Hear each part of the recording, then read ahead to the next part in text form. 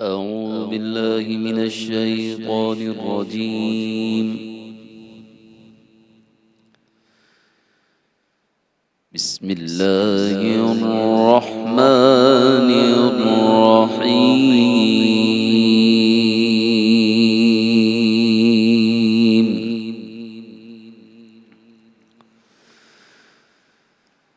آمن الرسول بما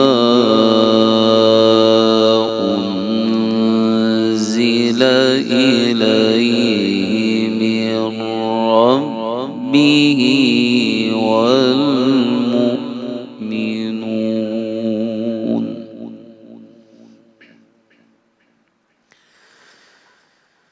كل آمن بالله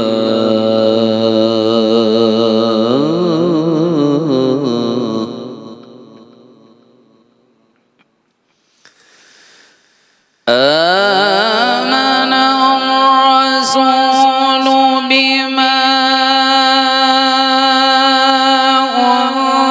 أنزل إليه من ربه والمؤمنون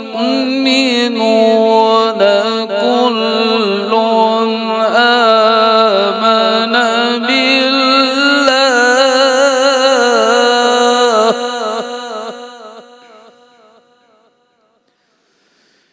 كل آمن بالله وملائكته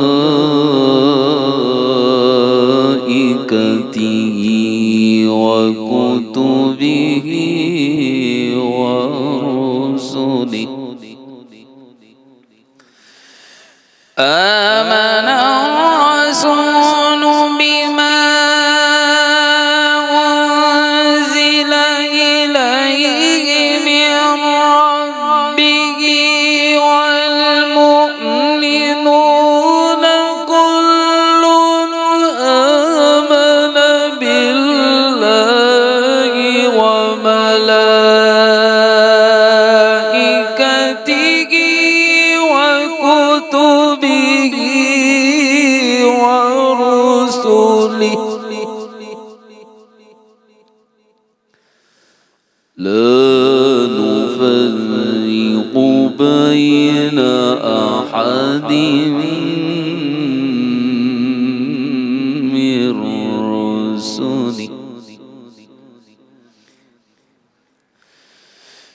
لا نفرق بين أحد من رسله وقالوا سمعنا وأطعنا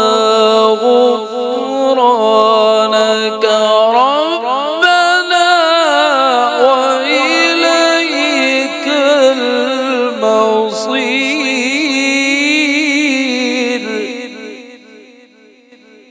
سمعنا وأطعنا غفرانك ربنا وإليك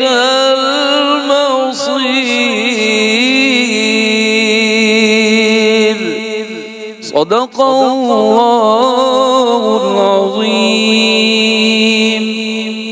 ونصلي ونسلم على رسوله الكريم اما بعد فاعوذ باللہ من الشیطان الرجیم بسم اللہ الرحمن الرحیم السلام علیکم ورحمۃ اللہ وبرکاتہ. درس قرآن کے نئے پروگرام کے ساتھ آپ کے سامنے حاضر ہیں. حسب معمول بڑی خوبصورت آواز میں قاری صاحب نے تلاوت کی آیت نمبر 285 کی. اس کا ترجمہ دیکھتے ہیں سورہ بقرہ آیت نمبر 285. پھر اس کی تفسیر کی طرف بڑھتے ہیں. اللہ پاک نے ارشاد فرمایا ہمارے رسول اس کلام پر ایمان لائے جو ان کی طرف ان کے رب کی طرف سے نازل ہوا اور مومن بھی ایمان لائے اللہ پر، اس کے فرشتوں پر، اس کی کتابوں اور اس کے رسولوں پر. سب یہ کہتے ہوئے ایمان لائے کہ ہم ایمان لائے ہیں ان رسولوں میں سے کسی کے درمیان فرق نہیں کرتے. انہوں نے کہا کہ ہم نے سنا اور ہم نے اطاعت کی، اے ہمارے رب ہم تیری بخشش کے طالب ہیں اور ہمیں تیری ہی طرف لوٹنا ہے۔ سامعین محترم، سورہ بقرہ کی آیت نمبر 285 کا ترجمہ آپ کے سامنے کیا گیا۔ سورہ بقرہ میں 286 آیات ہیں اور یہ سیکنڈ لاسٹ آیت ہے، اور یہ جو آخری 2 آیتیں ہیں یہ سورہ بقرہ کی بڑی اہم اور بڑی افضل ترین آیات ہیں، اور ان کی افضلیت کو خود آپ صلی اللہ علیہ وسلم نے بیان فرمایا۔ آپ صلی اللہ علیہ وسلم نے ارشاد فرمایا کہ جو رات سوتے ہوئے ان 2 آیتوں کو پڑھ لے یہ اس کے لیے کافی ہیں۔ تو عشاء کے بعد ان 2 آیتوں کو پڑھ لینا ہر مومن کے لیے بڑا سود مند اور بڑا فائدہ مند ہے۔ آپ صلی اللہ علیہ وسلم نے ارشاد فرمایا کہ یہ میرے رب نے مجھے عرش کے نیچے جو خزانے ہیں نا، ان خزانوں میں سے میرے رب نے یہ مجھے عطا فرمائی۔ تو ان 2 آیتوں کو اللہ کے خاص خزانوں میں سے آپ صلی اللہ علیہ وسلم پر اتارا گیا، بلکہ ایک روایت میں تو یہاں تک ہے کہ مخلوق کی پیدائش سے 2000 سال پہلے اللہ نے ان 2 آیتوں کو لکھ دیا تھا۔ تو یہ بڑی اہم ترین آیات ہیں قرآن کریم کی اور سورہ بقرہ کی۔ حضرت علی مرتضیٰ رضی اللہ تعالیٰ عنہ کہا کرتے تھے، وہ بندہ تو مجھے بیوقوف ہی لگتا ہے جو رات کو یہ 2 آیتیں نہیں پڑھتا۔ جب رب کے خاص خزانوں میں سے ہے اور آپ صلی اللہ علیہ وسلم نے بھی فرما دیا کہ اس کے لیے رات کے وقت یہ پڑھنا کافی ہے، تو پھر بھی بندہ نہ پڑھے۔ تو آپ اس کو نوٹ کر لیں، اگر آپ اس کو سن رہے ہیں میری بات کو، کہ سورہ بقرہ کی آخری 2 آیتیں یاد بھی کریں اور ان کو رات کو روز عشاء کے بعد ضرور پڑھا کریں، سونے سے پہلے پڑھ لیں تو اور بہتر ہے۔ تو یہ 2 آیتیں جو ہے وہ پڑھنے کی چیز ہیں، اور سورہ بقرہ میں بڑی معرکۃ الآراء آیات گزری بھی ہیں۔ اس سے پہلے آیت الکرسی بھی گزری ہے، اور اس سے پہلے جو ہے وہ آیت البر بھی گزری ہے، لیس البر ان تولوا وجوہکم، نشانیوں پر جو آیت ان فی خلق السماوات والارض واختلاف اللیل والنہار، جس میں ساری ہی نشانی اللہ نے جمع کر دی ہیں، یہ بڑی بڑی آیات ہیں۔ ان میں یہ 2 آخری جو آیتیں ہیں، خاص کر آخری آیت کے اندر جو اللہ نے دعائیں سکھائیں، آگے ہم اس پہ بات کریں گے، یہ بڑی اہم ترین جو ہے نا وہ آیات ہیں۔ اب اگر اس کی تفسیر ہم دیکھیں تو فرمایا کہ آمن الرسول، رسول ایمان لے آئے، بما انزل الیہ، جو ان کی طرف نازل کیا گیا، رسول اس پر ایمان لے آئے۔ حضور کہتے تھے کہ وَأَنَا أَوَّلُ الْمُسْلِمِينَ، میں پہلا مسلمان ہوں، میں ایمان لانے والا ہوں اپنے رب کے دین پر، اور جو مجھ پر نازل کیا گیا ہے اس پر میں ایمان لانے والا ہوں۔ یہاں یہ ذہن میں چیز پیدا ہو سکتی ہے کہ ہم نبی کے تو ہم معجزے دیکھتے ہیں تو ایمان لاتے ہیں، تو خود نبی پر جب پہلی دفعہ وحی کی گئی تو انہیں کیسے پتہ چلا کہ یہ واقعی فرشتہ ہے یا واقعی جو ہے یہ رب کی طرف سے آیا ہے؟ کیونکہ پہلا تجربہ ہوتا ہے، تو وہ کیسے اس بات کو سمجھ لیتے ہیں؟ تو یہ ذہن میں رہیں کہ اللہ نے نبیوں کی فطرت ہی ایسی بنائی ہوتی ہے۔ اللہ پاک نے نبیوں کی فطرت اتنی پیور، اتنی خالص، اتنی صاف ستھری بنائی ہوتی ہے کہ وہ فرق کر سکتے ہیں، ان کے اندر یہ صلاحیت اور ملکہ ہوتا ہے کہ وہ فرق کر سکتے ہیں فرشتے کے اندر اور شیطان کے اندر، روح کے اندر اور بدروح کے اندر، وہ فرق کر سکتے ہیں، اور ان کو پتہ ہوتا ہے کہ یہ نوری نظام ہے اور یہ رب کا فرشتہ ہے، اور یہ ان کے اندر جو ایک قوت اور طاقت اللہ نے ان کی فطرت میں رکھی ہوتی ہے، وہ اس سے اس چیز کو جان لیتے ہیں، اور اس کے لیے ان کو کسی قسم کی کوئی پریشانی نہیں ہوتی ہے۔ تو اس لیے رسول بھی اللہ پاک نے کہا کہ ایمان لے آئے، بما انزل الیہ، جو ان پر نازل کیا گیا۔ لیکن ہمارے لیے یہاں اعزاز کی بات کیا ہے کہ اللہ پاک نے کہا رسول بھی ایمان لے آئے اور مومن بھی ایمان لے آئے۔ تو مومن تو ہم ہوئے اور رسول تو رسول ہیں۔ کتنی بڑی بات ہے کہ اللہ پاک نے ایک ہی ٹکڑے میں ایمان والوں کو اور رسول اکرم کو جمع فرما دیا۔ یہ ہمارے لیے اعزاز کی بات ہے کہ حضور اس صف میں ہیں کہ جو ایمان لانے والے ہیں، اور ہم بھی اسی صف میں ہیں، حضور کے ساتھ کھڑے ہیں۔ تو ایمان والوں کے ایمان کو اور رسول اللہ کے ایمان کو اللہ تعالیٰ نے ایک ہی ٹکڑے میں بیان کر دیا ہے۔ اللہ ہمارے ایمان کو قبول فرما لے، اللہ ہمارے ایمان کو قبول فرما لے، اور رسول کے نقش قدم پر ہمیں ایمان نصیب فرما دے۔ کل آمن باللہ و ملائکتہ و کتبہ و رسلہ، یہ سب کے سب ایمان لائے ہیں اللہ پر، اس کے ملائکہ پر، اس کی کتابوں پر اور اس کے رسولوں پر۔ اس سے پہلے بھی جو ہے وہ آیات کے اندر وہ جو درجہ بندی ہے وہ ذکر کر دی گئی تھی کہ ایمان کس کس چیز پر لانا ہے۔ ایمان باللہ ہے، وہ ملائک ہے، وہ کتب ہے، وہ رسل ہے، جو ہم ایمان مفصل اور ایمان مجمل میں پڑھتے بھی ہیں کہ ہر جو ہے ان میں سے یہ کہتا ہوا ایمان لے آیا کہ میرا ایمان اللہ پر ہے، ملائکہ پر ہے، کتابوں پر ہے اور رسولوں پر ہے۔ اور ایمان والے یہ بھی کہتے ہیں کہ لا نفرق بین احد من رسلی، ہم اس کے رسولوں کے درمیان کوئی فرق نہیں کرتے۔ یہ اس سے پہلے بھی گزر چکا ہے سورہ بقرہ میں، لا نفرق بین احد منہم ونحن لہ مسلمون، کہ ہم رسولوں میں کوئی فرق نہیں کرتے ہم اللہ کے نبیوں کے درمیان اور رسولوں کے درمیان۔ آپ کے ذہن میں ایک بات آ سکتی ہے کہ جب ہم رسولوں میں فرق نہیں کر سکتے تو پھر یہ کیوں کہا جاتا ہے کہ حضور صلی اللہ علیہ وسلم باقی نبیوں سے افضل ہیں؟ سب سے اولا و اعلیٰ ہمارا نبی، سب سے بالا و اعلیٰ ہمارا نبی، اپنے مولا کا پیارا ہمارا نبی، تو یہ ہم کیوں بولتے ہیں پھر؟ سب سے اعلیٰ کیوں بولتے ہیں؟ حالانکہ ہمیں تو کہا گیا کہ فرق نہ کریں۔ تو یہ کوئی اتنی مشکل بات نہیں ہے، اس کو آپ سمجھ لیں کہ اس کا جواب بھی قرآن پاک میں ہی ہے۔ وہ جواب کیا ہے کہ یہ جو ہم کہتے ہیں کہ رسولوں میں ہم فرق نہیں کرتے، یہ فرق نہ کرنا رسالت اور نبوت کے اندر ہے۔ ہم یہ فرق نہیں کرتے کہ حضور تو رسول ہیں لیکن حضرت موسیٰ رسول نہیں ہے، نبی نہیں ہے، حضرت عیسیٰ نبی نہیں ہے۔ یہ فرق ہم نہیں کرتے کہ ایک کو رسول بولیں دوسرے کو نہ بولیں، ایک کو نبی بولیں دوسرے کو نہ بولیں، جو نبی ہیں ان کو۔ حضرت موسیٰ علیہ السلام کے ماننے والوں نے فرق کر دیا، بعد میں انہوں نے کہا ہم حضور کو نبی نہیں مانتے، موسیٰ کو مانتے۔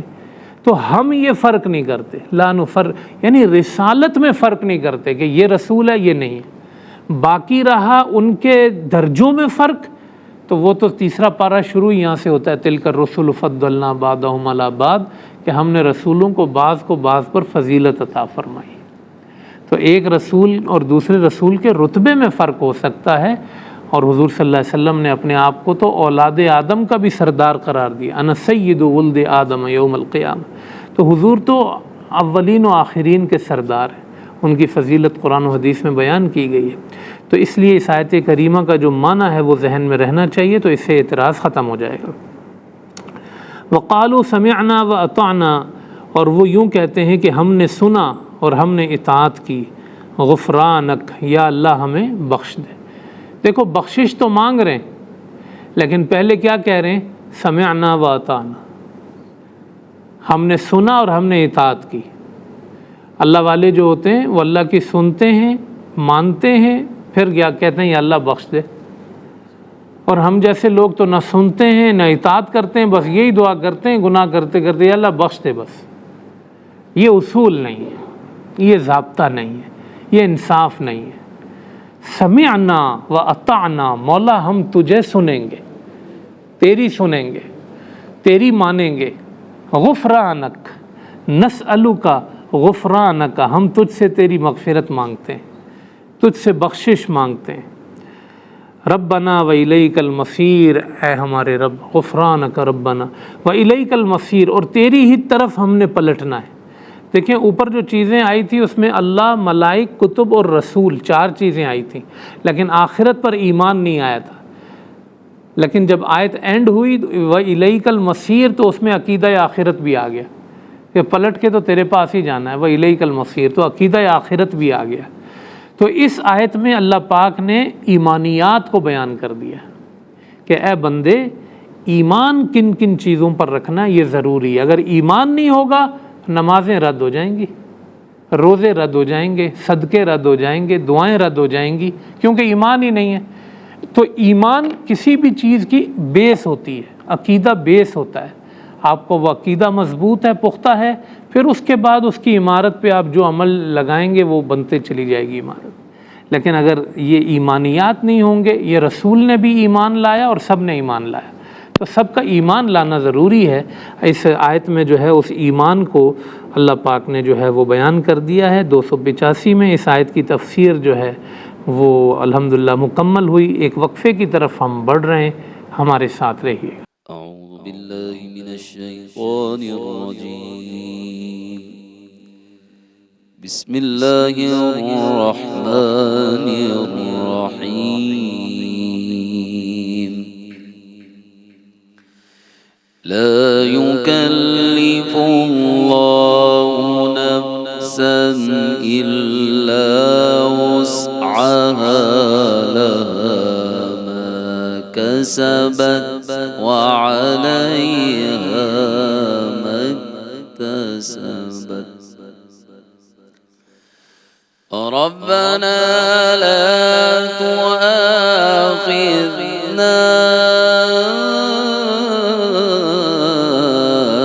إن نسينا أو أخطأنا ربنا ولا تحمل علينا إصرا كما حملته على الذين من قبلنا ربنا ولا تحملنا ما لا طاقة لنا به واعف عنا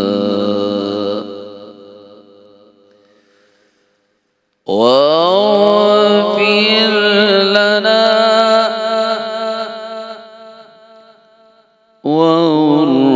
وارحمنا أنت مولانا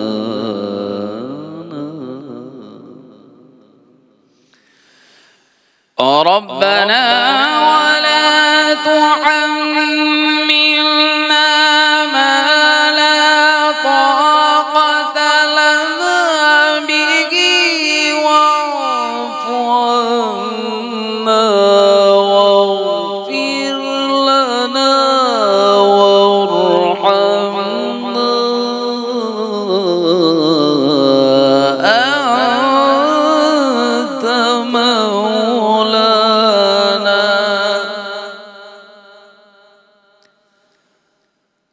واعف عنا واغفر لنا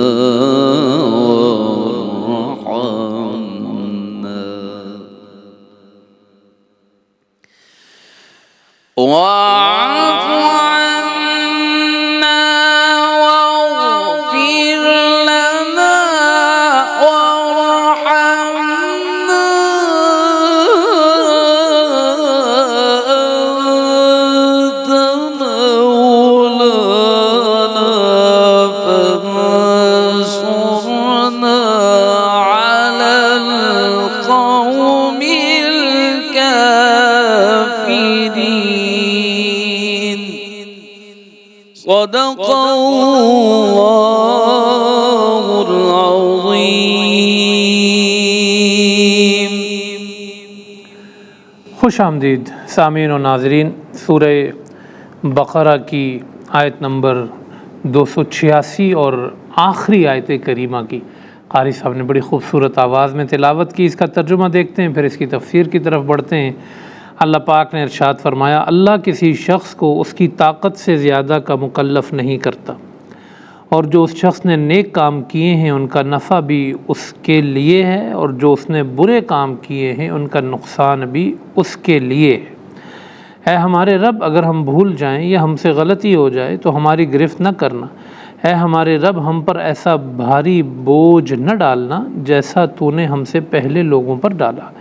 اے ہمارے رب، ہم پر ان احکام کا بوجھ نہ ڈالنا جن کی ہمیں طاقت نہ ہو، اور ہمیں معاف فرما اور ہمیں بخش دے اور ہم پر رحم فرما. تو ہمارا مالک ہے، تو کافروں کے خلاف ہماری مدد فرما.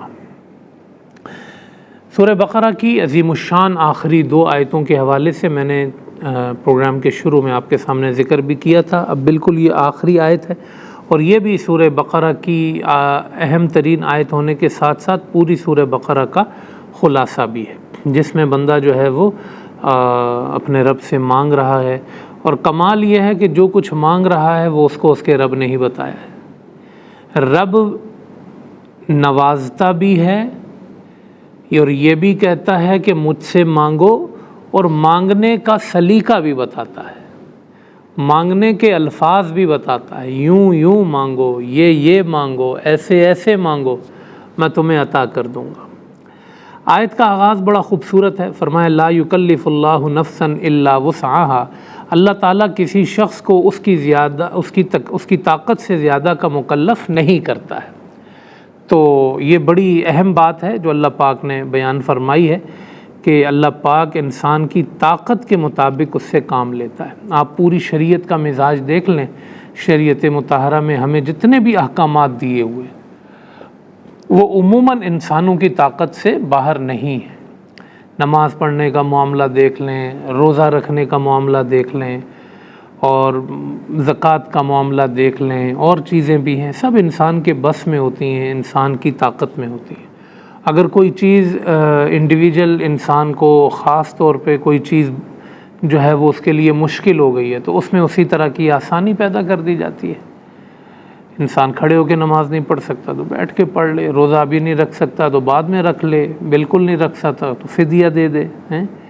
اسی طرح ہر چیز کے اندر، احکامات کے اندر اللہ پاک نے اپنے بندے کے لیے آسانی کر دی ہے۔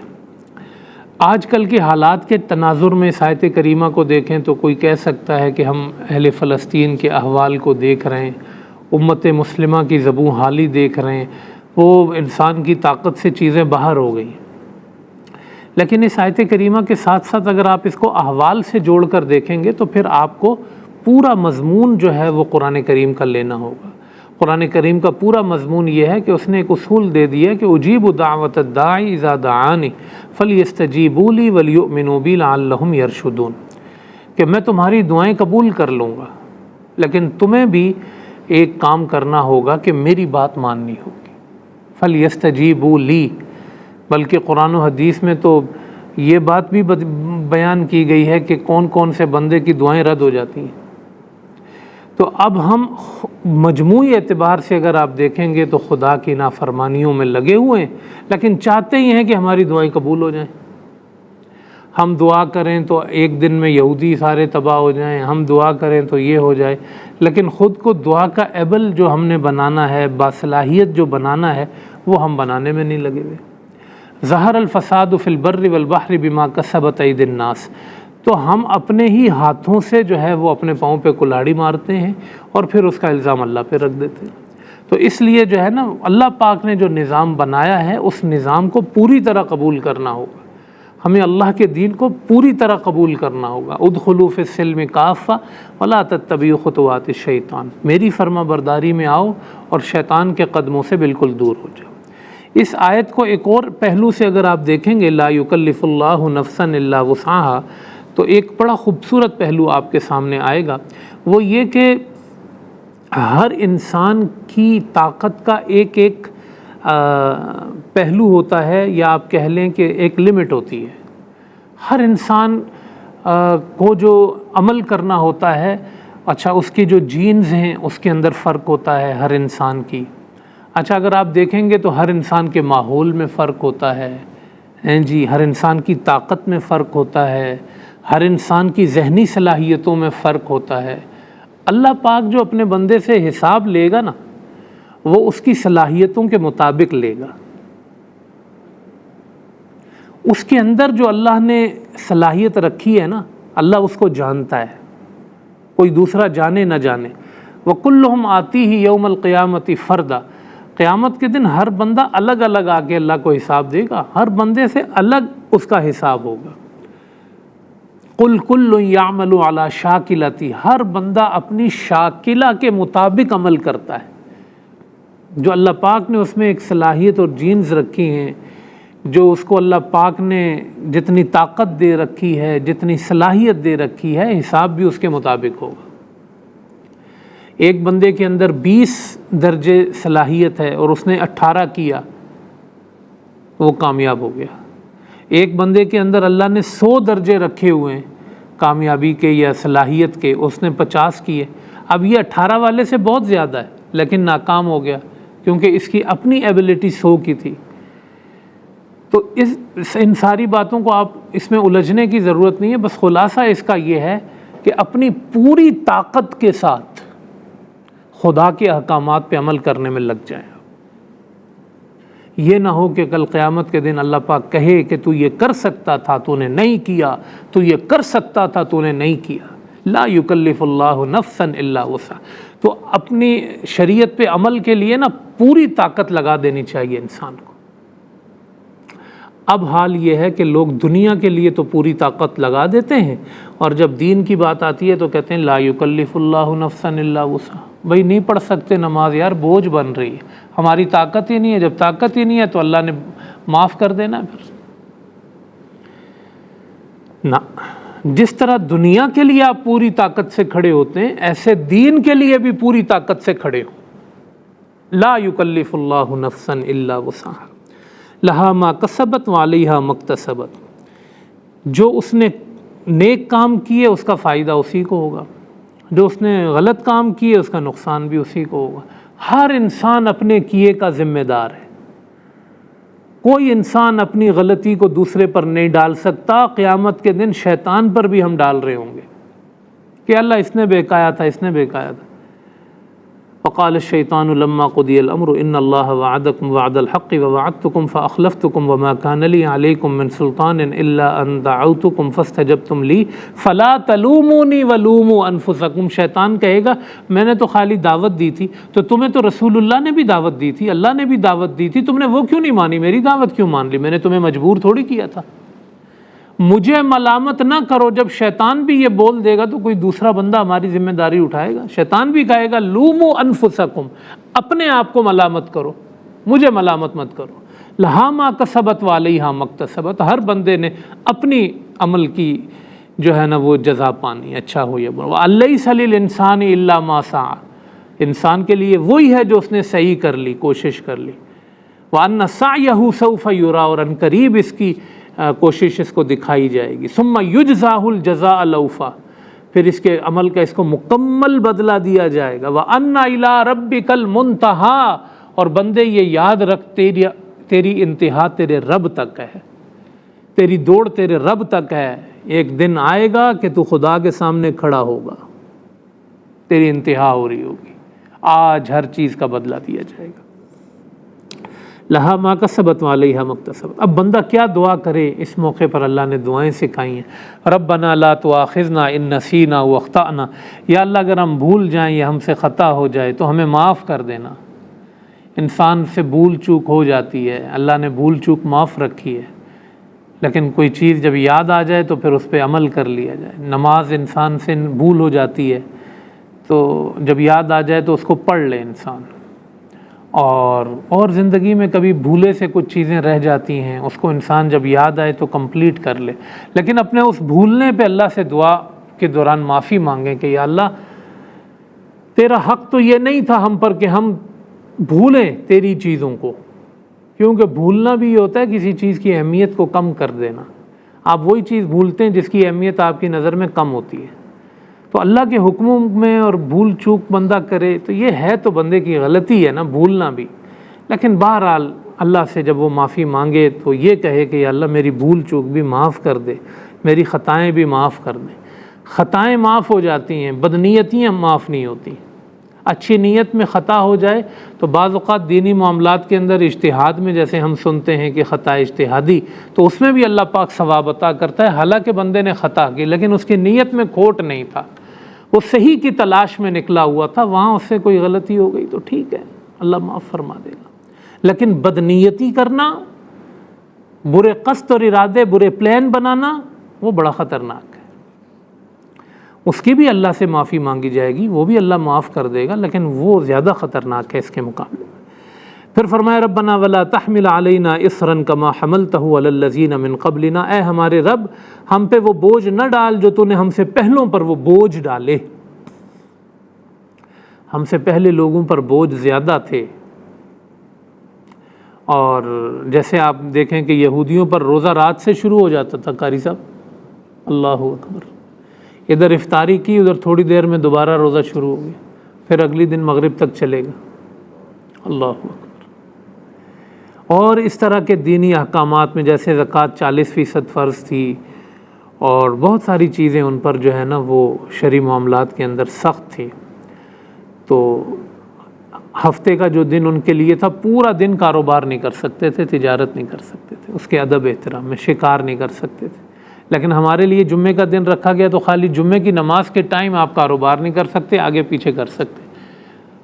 وَإِذَا فَانْتَشِرُوا فِي الْأَرْضِ وَابْتَغُوا مِنْ فَضْلِ اللَّهِ، پھر پھیل جاؤ زمین میں جب نماز پڑھ لو، فَإِذَا قُضِيَتِ الصَّلَاةُ۔ تو اللہ نے ہم پہ بڑا کرم کیا ہے، تو ہم دعا یہ مانگ رہے ہیں کہ یا اللہ ہم پہ وہ بوجھ نہ ڈالنا جو ہم سے پہلے لوگوں پر ڈالے گئے، اور یہ دعا میں اشارہ بھی ہے کہ یا اللہ ہمیں مصطفیٰ کا سچا امتی بنا دینا، کیونکہ ان کی وجہ سے ہمارے بوجھ دور ہو گئے۔ الذین یتبعون الرسول النبی الامی الذی یجدونہ مکتوبا عندہم فی التوراۃ والانجیل یأمرہم بالمعروف وینہاہم عن المنکر ویحل لہم الطیبات ویحرم علیہم الخبائث ویضع عنہم اسرہم والاغلال التی کانت علیہم۔ وہ نبی پاک چیزوں کو حلال بھی کرتا ہے، ناپاک چیزوں کو حرام بھی کرتا ہے، اور لوگوں کے بوجھ دور کرتا ہے۔ تو رسم و رواجوں کے بوجھ ہیں، شرک و بدعت کے بوجھ ہیں، وہ دور کرتا ہے یہ نبی۔ تو ہم اللہ پاک سے یہ دعا کر رہے ہیں کہ یا اللہ ہمیں بوجھ سے بچا، آسان زندگی عطا فرما۔ ربنا ولا تحملنا ما لا طاقت لنا بہ، یا اللہ جس کی ہم پر طاقت نہ ہو وہ بوجھ ہم پہ نہ ڈالنا۔ واعف عنا، اور ہمیں بخش دینا، واغفر لنا، ہماری مغفرت فرما۔ مغفر کہتے ہیں ہیلمٹ کو، تو ہیلمٹ میں جو ہے نا وہ جیسے ہم کرکٹ میں دیکھتے ہیں کہ گیند آ کے نہیں لگتی یا چیزوں سے بندہ محفوظ رہتا ہے، تو اللہ پاک سے ہم جو مانگتے ہیں نا کہ اللہ مغفرت دے، تو ہمیں ایک ہیلمٹ دے دے، ایک ایسا ہمیں لباس دے دے کہ تیری رحمت کا لباس ہو اور ہم جہنم کی آگ سے بچ جائیں۔ ورحمنا، اور ہم پہ رحم فرما، انت مولانا، تو ہمارا مولا ہے، فانصرنا علی القوم الکافرین، کافروں کی قوم پہ ہماری مدد فرما۔ اور یہ اس وقت کی بھی بہت بڑی دعا ہے، جس طرح کافر ہم پہ غالب ہیں، ہم پہ ظالم بن کر حملہ کر چکے ہیں، ہم اس مرحلے پر اہل فلسطین کشمیر کو بھی نظر میں رکھتے ہوئے اور اپنے احوال کو بھی نظر میں رکھتے ہوئے ایک مرتبہ اللہ سے دعا کرتے ہیں۔